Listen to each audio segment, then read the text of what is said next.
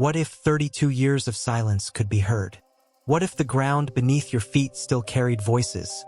Small, fragile, trapped inside metal. And what if you were the one who woke them up? It was a misty spring morning in 2018 when Hank Miller, a logger from Pine Hollow, Oregon, set out for work. Same route, same thermos of black coffee, same old dog named Rex trotting behind. A fine drizzle tapped against his hood, and fog hung low between the pines like smoke after a dying fire. Hank was fixing an old fence along an abandoned ranch, rusted posts, remnants of a life long gone. He had to dig out part of the field where the wire had sunk into the soil. He struck the ground with his shovel, a dull metallic sound. Again, clang. At first, Hank thought it was an old water pipe, maybe a tractor tank. But when he cleared more dirt and saw the curve of white-painted metal, his pulse quickened. The surface was smooth, rounded like a roof. Faded black letters appeared under his hand, half covered in rust and grime. Pine Hollow Elementary School. He froze. For a long moment, Hank just stared at the letters, feeling the air thicken around him. Then he stepped back, his boots sinking into the wet soil, as if the earth itself was breathing beneath him. Rex began to growl, low, uneasy. The smell hit next. Heavy, rotten, metallic. Hank wiped his hands on his jeans, pulled out his phone, no signal. The woods were dead quiet except for the faint hiss of drizzle through the trees. He knelt again, scraping away dirt until his fingernails ached. The ground gave way to glass, a round window caked with mud, and behind it, barely visible in the dim light, fabric. A small hand. Hank's breath caught in his throat. His mind refused to process what he was seeing. He hadn't found a pipe. He'd found a bus, the one that had vanished 32 years ago, and what was inside was never meant to be seen again. Hours later, the forest was crawling with flashing lights. Sheriff's trucks, news vans, men in windbreakers taping off the site. The ground looked like a fresh wound, the white roof of the bus gleaming dully beneath the mud. For the people of Pine Hollow, this wasn't just a discovery. It was a resurrection of something they had buried deep. In March of 1986, a yellow school bus carrying 15 children and a young teacher had left Pine Hollow Elementary for a field trip to Ghost Lake. They never came back. The police blamed the storm, said the road had flooded. The bus swept into the river. But no wreckage was ever found. No tire tracks. No river strong enough to carry it away. Only mothers walking the banks at night, whispering names into the wind. Now, 32 years later, the truth had clawed its way back to the surface. When the rescue team forced open the bus doors, the smell hit first. Decay, iron, and wet fabric. Inside, everything looked frozen in time. Small backpacks, rotted notebooks, the hollow outlines of what once were children. Hank stood apart from the crowd, unable to look away. He thought he heard something. Not voices, not really, more like echoes pressing against the air. He didn't know it yet, but that sound marked the beginning of something larger than him. The unraveling of a secret buried 3 meters deep. What he didn't know then was that some people would do anything to keep that secret buried. And that sometimes, when you dig too deep, the ground digs back. March 1986. Pine Hollow, Oregon, the kind of town that never made the news, where the loudest sound on a weekday was the bell of the old Lutheran church and the whistle from the lumber mill down by the river. Fewer than 3,000 people lived there, and most of them worked the land or fixed what the rain kept breaking. To outsiders, it looked peaceful, postcard perfect, tucked between the Cascades and the endless pines. But the locals knew better. Pine Hollow had its ghosts. Sarah Whitmore, 31, taught 5th and 6th grade at the small red brick school in the center of town. She was the kind of teacher who brought her own coffee for the janitor and read stories to her class long after the bell rang. The kids adored her. Parents trusted her. She'd been planning the spring field trip for weeks. A drive to Ghost Lake, 15 miles north, where volcanic rock and fog turned the water silver under the morning light. The bus was an aging white and yellow Bluebird with the number 37 painted on the side. Its driver, Jack Rowe, 42, had been behind that same wheel for 2 decades. A Vietnam vet, quiet, dependable, the kind of man who checked the tires twice and prayed before every long drive. On the morning of March 15th, the children gathered in the parking lot, laughing, waving permission slips in the air. Sarah carried a clipboard, a first aid kit, and a Polaroid camera. She wanted to take one last picture before they left. 15 kids, 15 smiles. The photograph would later become a headline. The bus pulled out at 9:07 a.m. under a pale blue sky. By evening, that sky would turn to black water. At 5:30 p.m., the first parent called the sheriff's office. The bus hadn't returned. By 6:45, 20 cars were parked outside the school. Headlights pointed toward the empty road. Sheriff Robert Hale, a broad-shouldered man with an easy drawl, took the report himself. Probably a flat tire, he told the crowd, or the rain slowed them down. By 8 o'clock, rain began to fall, slow, cold, relentless, the kind that seeps into your bones. At 9:30, they found the first clue, nothing at all. No skid marks, no broken branches, no wreck. The bus had simply vanished. For 2 weeks, Pine Hollow became the epicenter of chaos. Helicopters searched the ridges. Divers swept the river. Volunteers combed through mud and forest. Reporters came from Portland, Seattle, even California, hoping for a story, a miracle, or at least a body. They got neither. By the end of March, Sheriff Hale stood in front of flashing cameras and read from a single sheet of paper. Due to severe flooding and unstable terrain, the search for the missing bus of Pine Hollow Elementary is hereby concluded. The presumed cause is a mudslide or flash flood that carried the vehicle into the canyon. The official story. Stamped, signed, archived. The town grieved, publicly at first, then quietly. The school closed that summer. Parents stopped waving from porches. Laughter disappeared from the playgrounds. But not everyone believed the rain had done it. Mary Collins, mother of 10-year-old Lucy, walked the banks of the river every morning, even when her shoes froze to the stones. Ben Holloway, a mechanic whose son Danny had been on the bus, spent years searching the ravines with a metal detector. Every night, they prayed for closure, and every morning, they woke to the same silence. Some said the government knew more, that the Red Ridge Defense Facility, a private military contractor operating just 10 miles north, had something to do with it. Strange trucks had been seen on the road that morning. The company denied it all, of course. By fall, Pine Hollow had learned how to live without answers. They rebuilt the church roof, planted flowers by the school's boarded windows, and pretended that ghosts didn't watch from the trees. But late at night, when the wind carried the faint sound of metal creaking, people still turned toward the woods, wondering if somewhere, beneath the soil, the past was still waiting to be found. Pine Hollow did what small towns always do after tragedy. It rebuilt itself around the wound, pretending it wasn't there. By 1987, the missing bus was no longer front-page news. The playground behind the red brick school was bulldozed and turned into a parking lot. The old Pine Hollow Elementary sign came down one foggy morning, and in its place rose a plaque that read Whitmore Square. A token gesture, a name meant to soothe. But no one really spoke of Sarah Whitmore anymore. Or the children. The mayor insisted on progress. Streets were renamed after local politicians. A new strip mall opened by the highway, and the town paper ran smiling photos of ribbon cuttings and pancake breakfasts. Like nothing had ever happened. People learned the art of silence, how to smile without mentioning loss, how to change the subject before the air turned heavy. But Mary Collins never stopped going to the river. Every morning, rain or snow, she stood by the same bend in the water, clutching the faded backpack of her daughter, Lucy. The sheriff's deputies learned to drive by without looking. Some said she whispered to the current, asking it to bring her little girl home. Ben Holloway, the town mechanic, searched differently. He disappeared into the canyons every weekend with a flashlight and an old metal detector, mapping the ravines, marking coordinates that no one would ever see.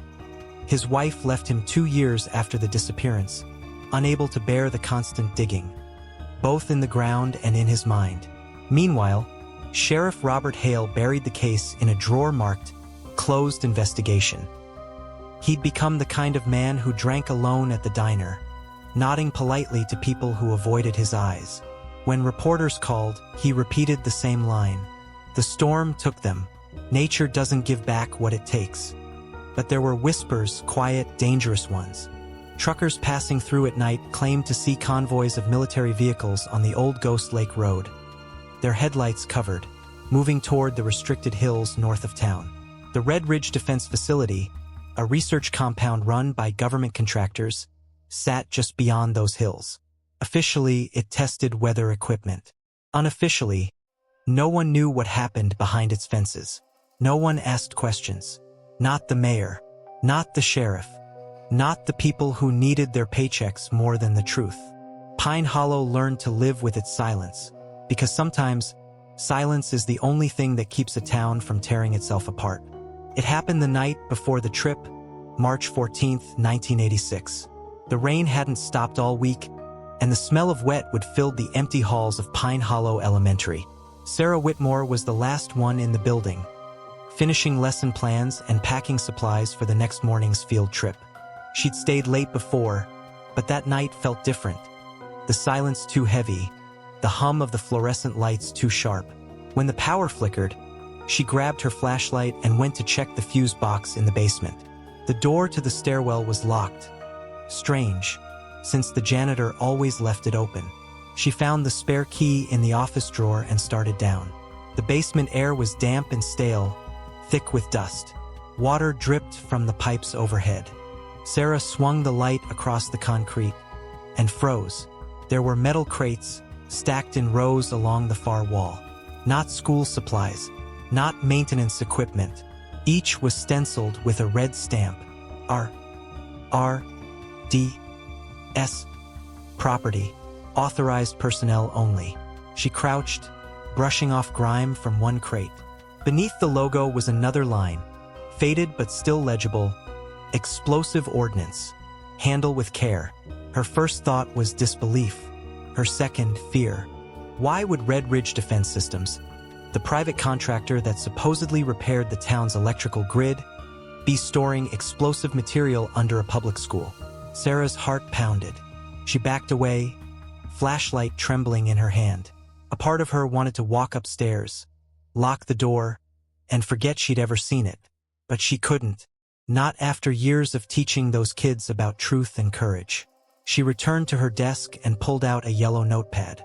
The letter she wrote that night was short and careful, addressed to James Hollow, an investigative journalist from Portland she'd once met at a teacher's conference. She described what she saw, included the markings on the containers, and hinted that Pine Hollow Elementary was being used as a front for something illegal. She sealed the envelope, meaning to mail it first thing in the morning before the trip. Then, against her better judgment, she picked up the phone. She called Principal Leonard Briggs, hoping for an explanation. "Leonard," she said quietly, "there's something you need to see in the basement, something that doesn't belong here." There was a pause too long. When he finally spoke, his voice was tight, forced. "Sarah, listen to me. Leave it alone. Don't talk to anyone. I'll handle it." Then a faint click. The line went dead. Sarah stared at the receiver, uneasy. What she didn't know was that the call had been traced. Within an hour, Leonard Briggs had phoned the town's mayor. By midnight, a convoy of unmarked trucks rolled out from Red Ridge Defense Systems. Orders were given in whispered tones. At dawn, the bus would leave Pine Hollow, and it would never come back. They remembered the morning in fragments, in smells, in colors, in sounds that never truly faded. The faint sweetness of gasoline, the squeak of wet sneakers on metal steps. Sarah Whitmore's voice counting heads, steady and warm. 15, all here. The bus engine roared to life, coughing once before finding its rhythm. Jack Rowe adjusted the rearview mirror and smiled at the children. "Next stop, Ghost Lake," he said, his voice trying to sound light. Lucy Collins, sitting by the window, pressed her palm against the fogged glass and drew a heart. Danny Holloway hummed a tune from the radio, off-key but proud. Someone in the back began singing the bus song they always sang on trips. The wheels on the bus go round and round. Their laughter filled the aisles, and for a few miles, the world outside didn't exist. Sarah sat near the front, flipping through her clipboard. She looked out the window. The forest seemed thicker than usual, the fog lower, crawling between the trees. The sky had that pale, heavy color that promised rain before noon. At 9:42 a.m., the bus slowed. A shadow appeared ahead, a checkpoint, just past the bend. Two jeeps blocked the road, headlights on, tires half buried in mud. Men stood in front of them, uniforms dark green, faces hidden under hoods. No badges, no names. Jack frowned. "That's not highway patrol," he muttered. Sarah's hand tightened around the seat. A man stepped forward and raised his hand, motioning for them to stop. Jack pulled the bus over, engine idling. "Morning," he called through the open window. "We're with Pine Hollow Elementary. Field trip for the kids." The man didn't answer. He turned to the others, muttered something. Then he walked closer, slowly, deliberately, and said, "Turn off the engine, sir." Sarah stood, heart pounding. "Is there a problem? We have permission slips, a school permit." The man's gaze slid to her. Behind him, another soldier lifted something, not a clipboard, a rifle. "Jack," she whispered, "drive." He slammed his foot down, but the road was slick. The tires spun, mud spraying against the windshield. Gunfire cracked through the morning. Glass shattered. The children screamed. Lucy's small voice cut through the noise. "Miss Whitmore." Then silence. Night came over the valley like a heavy blanket. The rain had stopped, leaving behind the smell of wet metal and gunpowder. An unmarked truck crawled down a dirt road toward the outskirts of town, headlights off. In its bed, a school bus, riddled with bullet holes, its paint smeared brown with mud. They drove for miles until they reached an abandoned field near a broken-down farmhouse. The moon hung low, thin and white, like a knife. A young man waited there beside an excavator. Earl Simmons, 26, a construction worker from the county road department. He'd been told it was a classified cleanup operation. No questions, no witnesses. When he saw the bus, his stomach turned. A man in uniform, the same who'd waved it down that morning, handed him a folded paper. "Dig deep enough to cover it. You talk, your wife and kid disappear. Understood?" Earl nodded. He couldn't speak. He climbed into the excavator. The engine roared, drowning out the pounding in his chest. Each scoop of dirt felt heavier than the last. The ground swallowed the bus slowly, the white roof disappearing beneath the earth, one window at a time. When it was done, he turned off the engine. The night was so quiet he could hear his own heartbeat. The man with the rifle handed him a flask. "Forget this," he said. Earl drove home before sunrise. He parked his truck, went inside, and sat at the kitchen table until his wife woke up. She asked if something was wrong. He said only, "Work ran late." For 32 years, he never spoke of it again. But every night, in his dreams, he still heard the sound, the rumble of the bus engine sinking into the ground. And sometimes, when the wind blew through the pines just right, he could still hear the laughter of the children, turning into echoes beneath the soil. Salem, Oregon, winter of 2017. The hospital room was dim, lit only by the pale blue glow of the heart monitor.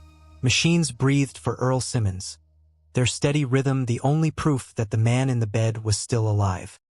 His body had shrunk into the sheets, skin paper-thin, eyes sunk deep into their sockets. He hadn't spoken in days. Nurses whispered that he was waiting for someone, that someone arrived just after midnight. Ethan Miller, 25, journalist for a small local news channel, stepped quietly into the room. His press badge still hung from his neck, habit, not pride. He hadn't seen his grandfather in nearly a decade.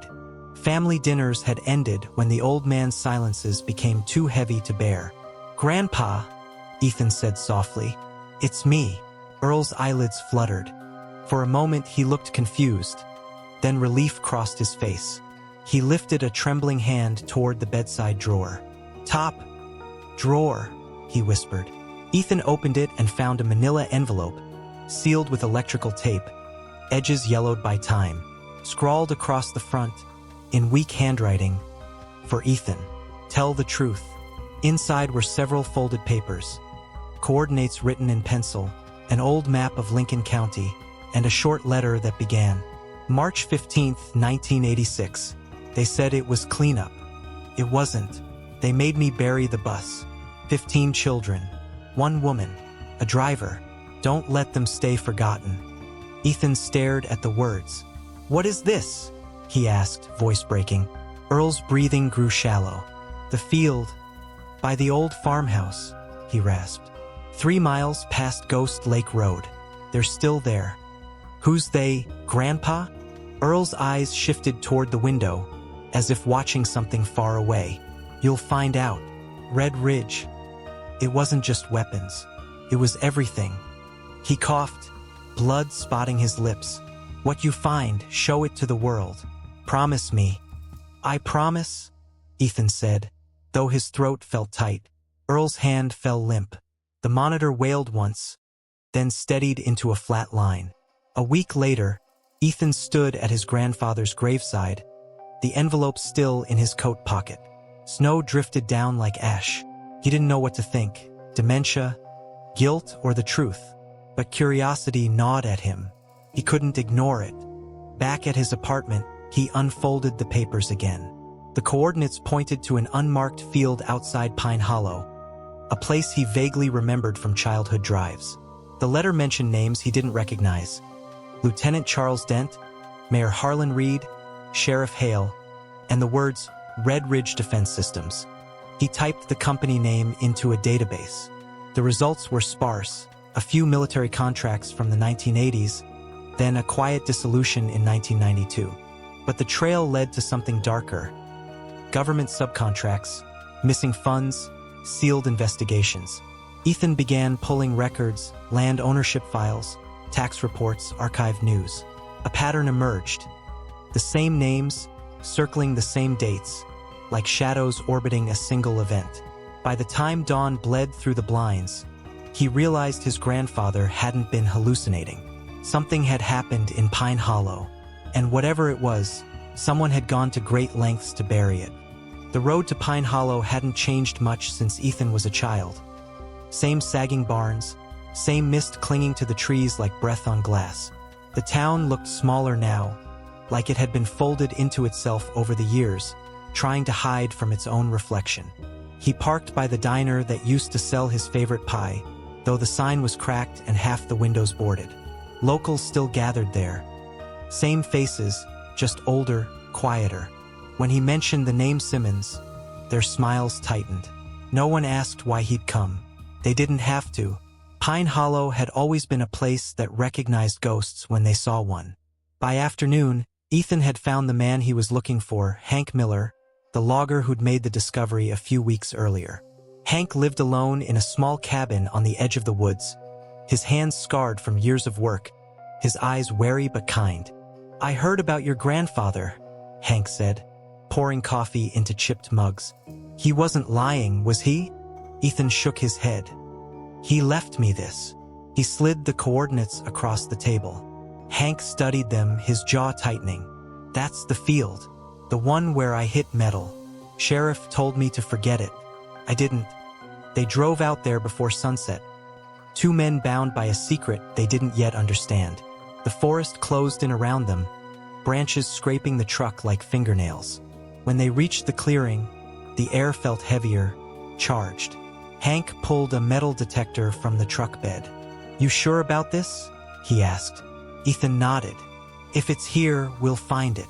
The device hummed as they swept it across the soil. For several minutes, nothing. Then a sharp beep. Another. The sound grew faster, louder. Hank knelt, scraping away the top layer of dirt. A smell rose immediately, iron, mold, and something older. He dug deeper, the shovel biting into wet earth. Then came the hollow clang. Ethan's pulse quickened. He crouched beside Hank and brushed the dirt with his hands. A pale surface emerged, curved, rusted, streaked with brown. As the letters came into view, both men froze. Pine Hollow Elementary School. For a moment, neither spoke. The forest itself seemed to stop breathing. Ethan pulled out his phone and hit record. "This is it," he whispered. "This is real." They worked for hours, clearing enough to reach the side window. The glass had caved in long ago, filled with mud and roots. When Hank pried open the front door, a gush of cold, stale air spilled out, the smell of time and death intertwined. Inside, everything was still. Rows of seats coated in gray dust. Rotted backpacks slumped against the floor. And at the center aisle, bones, small and delicate, arranged as if the children had never left their seats. Ethan's camera trembled in his hands. He felt the world tilt, the forest spin. "Oh my God," he whispered. Hank swallowed hard, his voice cracking. "We need to call someone." But Ethan couldn't move. He kept filming, his breath shaking, realizing that his grandfather's nightmares had been real. The letter, the coordinates, the names. He stepped closer to the front seat. There, beside the rusted steering wheel, were two more skeletons. An adult male, slumped forward, and a smaller one behind him, her arm draped protectively over the children. A broken name tag still hung from her collar. S. Whitmore. Ethan dropped the phone. For a long time, they said nothing. The woods were silent except for the faint creak of metal settling in the cold earth. When they finally climbed out, Ethan turned to Hank. "This can't stay buried again," he said. Hank nodded, eyes wet. "Then we dig until everyone sees it." That night, under a sky the color of ash, two men stood over the open grave of Pine Hollow's greatest sin and hit record again. By the next morning, Pine Hollow was no longer just a forgotten town. It was the center of a national storm. The footage Ethan and Hank had filmed spread online within hours. A buried school bus, 15 small skeletons, a teacher's name tag still hanging from bone. It was the kind of horror that forced the country to stop scrolling and look. Within 2 days, the FBI sealed off the site. Crime scene tents sprouted like ghosts under the trees. Agents in hazmat suits cataloged every fragment, every shoe, every buckle, every bullet casing. What they found left no doubt. Gunfire, not flooding, had ended those lives. A joint investigation was launched by the FBI and the U.S. Attorney's Office of Oregon. The coroner's report confirmed multiple gunshot wounds in nearly every set of remains. Several skulls showed execution-style trauma. It wasn't an accident, it was an eradication. Ethan handed over his grandfather's letter and the list of names. Within hours, investigators verified what he already suspected. The men listed were all connected to Red Ridge Defense Systems, the private military contractor that once operated near Pine Hollow in the 1980s. Most of them were dead, buried under decades of silence. But one name still breathed. Major Charles Dent, now 68, living under the alias Walter Grady in a quiet Nevada suburb. When the arrest came, it made national headlines. Retired military contractor arrested in cold case murder of 15 children. News helicopters swarmed his neighborhood as Dent was led out in handcuffs, head bowed, face ghostly pale. At first, he denied everything. But when prosecutors confronted him with Earl Simmons's confession, the coordinates, and the forensic evidence from the bus, the dam finally broke. Dent sat back in the interrogation room, eyes dull, voice trembling, and whispered, "We were told it was containment. They said she saw something she shouldn't have." He named Sarah Whitmore, said she'd stumbled onto weapons shipments hidden under the school. Crates marked for Red Ridge but funded through private military channels. Money laundered through the county budget. It wasn't supposed to go public, he said. If it did, contracts worth millions would collapse. They couldn't risk it. "Who gave the order?" the agent asked. Dent's lips tightened. He stared at the table for a long time. "It came from above," he said finally. "Higher than I'll ever know. I didn't ask questions. I followed the command." He described the operation in chilling detail, the fake roadblock, the staged uniforms, the silence afterward. "We were told to make it look like an accident," he muttered. "But accidents don't leave witnesses." Reporters called it the Pine Hollow Massacre. Talk shows debated government corruption, private militarization, and how such a crime could vanish from history. Forensic teams uncovered more than bullets. Ledgers, coded financial files, and fragments of Red Ridge memos that linked the company to covert arms trading in South America during the Cold War. As the truth unfolded, Pine Hollow's long-held silence shattered. Families who'd buried their hope 30 years ago finally had answers. Brutal, merciless answers. And for Ethan Miller, it was no longer just a story. It was an inheritance. One his grandfather had carried to his grave, and one that now the whole world would have to face. The courthouse in Portland overflowed with cameras, reporters, and families who had waited half their lives for answers. The sign outside read State of Oregon versus Charles Dent, but everyone knew it was much larger than that. It was the trial of a silence that had lasted 32 years. When Major Charles Dent took the stand, he looked nothing like the soldier from the photos. Frail, hollow-eyed, his voice graveled with regret and age. But when he spoke, the courtroom fell completely still. He confirmed what the town had long suspected. The principal, the sheriff, and several local businessmen had accepted money to stay quiet. They called it hazard compensation, Dent said. Everyone got their cut, the mayor, the police, even the transport director. Red Ridge bought their silence, one paycheck at a time. He described how the orders had been passed down, to contain the exposure, to ensure that no one from Pine Hollow would ever talk. And then he said the words that made the entire room go cold. Some of the children were still breathing when we started the burial. Gasps rippled through the courtroom. Reporters froze, pens suspended in midair. Forensic evidence later confirmed his statement. 3 of the victims showed traces of soil in their lungs, proof they had been alive when the bus was covered. That fact alone changed the tone of the entire trial. What had begun as an inquiry into a cold case became the largest federal investigation into domestic military corruption in Oregon's history. In the weeks that followed, the net widened. Dozens of files surfaced: kidnappings, experimental drug trials, weapons transfers disguised as school funding. All from the same decade. All connected through a paper trail leading back to Red Ridge Defense Systems and a network of shell corporations tied to government contracts. Each revelation deepened the outrage. Pine Hollow's quiet tragedy was no longer just local. It was a mirror reflecting the rot at the heart of an era. But amidst the chaos, Ethan Miller did what he knew best. He documented. He gathered footage, testimonies, declassified files, and interviews with the families. He filmed the trial, the tears, the disbelief, the graves being reopened. When the verdict came, it was swift and merciless. Dent was sentenced to life in federal prison without parole for 17 counts of murder and crimes against humanity.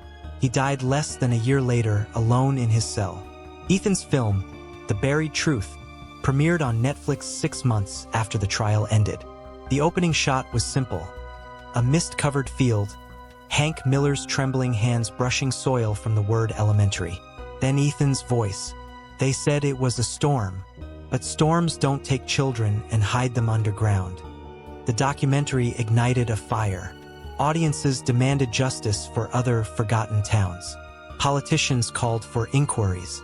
Survivors of 1980s government programs came forward with their own stories. But for Pine Hollow, no amount of truth could fill the empty chairs.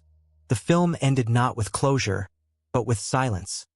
The same silence that had swallowed the town for decades, now finally broken and echoing through the world.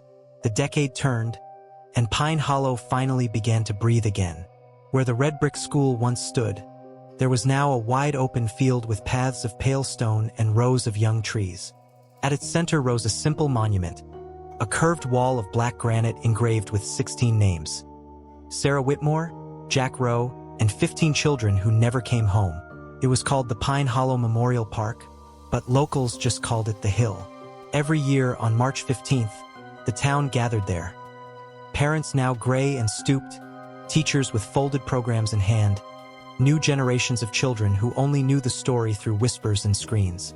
They brought flowers, paper cranes, and tiny notes that the wind scattered like prayers. The ceremony always began the same way. A bell tolled 16 times. Then the crowd fell silent as Ethan Miller stepped to the podium, camera crews behind him. The same mist curling around the trees as it had on that morning decades ago. He no longer spoke as a reporter but as a witness, the last living bridge between the past and the present. He opened a worn notebook, the one that had belonged to his grandfather, and read, "Truth always finds its way to the light, even if you bury it 3 meters deep." His voice cracked on the last words, but no one looked away. They all knew the cost of that truth, how many lives had been built on silence, and how fragile justice really was once the cameras left. When the speeches ended, the town's mayor stepped forward to honor Hank Miller. The old logger stood stiffly as the medal was pinned to his chest. The applause was soft, respectful, but Hank shook his head. "I'm not a hero," he said quietly. "Heroes are the ones we couldn't save." The crowd fell still. Even the wind seemed to pause.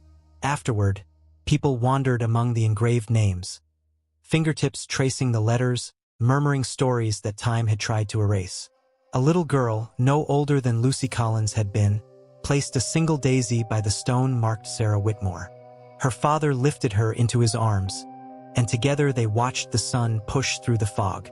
For the first time in decades, Pine Hollow wasn't just a name on a map or a headline from a documentary. It was a town that remembered and refused to forget. As dusk settled, Ethan sat alone on a bench near the memorial, camera resting in his lap. The hum of the town faded behind him, replaced by the quiet chorus of crickets and rustling leaves. He whispered the line once more, not for the audience, not for the world, but for himself and for his grandfather. Truth always finds its way to the light. In the reflection of the granite wall, the engraved names shimmered like stars, a reminder that even the darkest stories could no longer be buried. And though Pine Hollow would never be the same, it had learned something no silence could erase. To remember is to live.